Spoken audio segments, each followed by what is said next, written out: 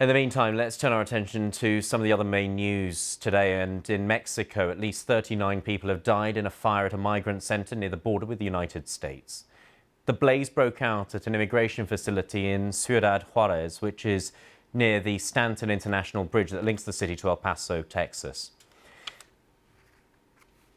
This was the scene outside the building overnight with the emergency services in attendance. It's not yet clear what caused the fire. Many of the victims are thought to be migrants who'd been arrested in the city the day before. There are some reports suggesting they had been detained in locked rooms. A little earlier, I spoke to David Noriega, who's a journalist at Vice News. He covers Latin America, migration and the US border, and he gave me this update.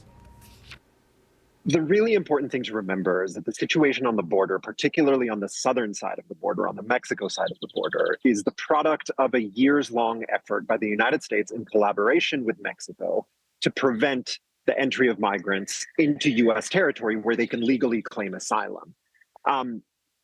What this has resulted in is again, years-long accumulation of migrant populations on the Mexico side of the border, in border cities all along the Mexico side of the line, Juarez being obviously one of the largest. So the reason something like this could happen in the first place is because the US has been pushing these people consistently under both Trump and Biden to the Mexico side, leading to overcrowded shelters, overcrowded detention centers, extremely tense relationships between migrant communities and Mexican immigration authorities, who are acting essentially as proxies of the United States. And, you know, you have situations like this one where you have large numbers of migrants crowded into a facility. And when a fire breaks out, it's almost inevitably absolutely devastating.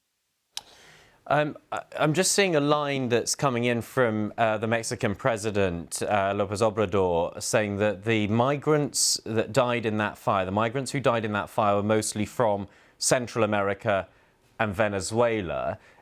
Does that surprise you at all, or is that the most likely location from where they would have begun their journeys?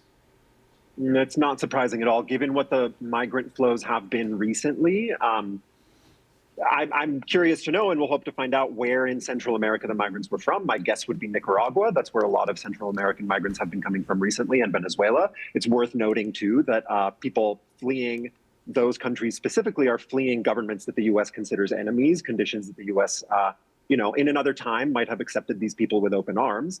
But under the current situation is sort of doing everything possible to push them back. And with people being held in centres like this one, typically how long might they be staying there for? Are we talking a matter of hours, days, weeks, or longer? It varies tremendously because a lot of these policies are not particularly transparent or legible. You know, I think you could say anywhere from days to indefinitely. Depending on the circumstances, depending on the local authorities, depending on what kinds of pressure the United States is putting on Mexican officials at that particular time, given their own sort of political and policy aims stateside. It's not something that can be easily, it's not a question that can be answered sort of systematically across the board. And if we're seeing this bottleneck of people trying to migrate and these numbers being detained at the border, what is it that is driving others behind them to still take the chance of making that perilous journey when presumably reports of what's happened would reach them? The situations they are fleeing or trying to move away from must be so severe that they're still willing to take that risk. You're asking, honestly, a question that is, it's sort of the question that American policymakers typically refuse to ask themselves.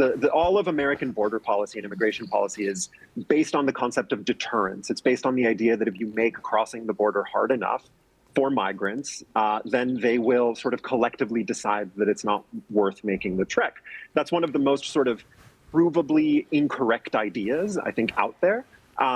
It's obvious because of the way that the numbers keep growing, the way that migrants are willing to do things like traverse between Colombia and Panama, the fact that they're willing to crowd into, trucks and die in large numbers, and they keep coming. Obviously, U.S. border policy does not act as a deterrent, and yet U.S. policymakers from both the Democratic and Republican Party continue operating as though that assumption were correct when it's clearly not. Now, why they keep coming, I think, when I've spoken to migrants who make this kind of journey, the reason is simple. It's the conditions of life that they are facing in their home countries are intolerable, and they're willing to undergo all manner of inconceivable pain and suffering to improve their lot for a number of different reasons that vary according to the country and the time.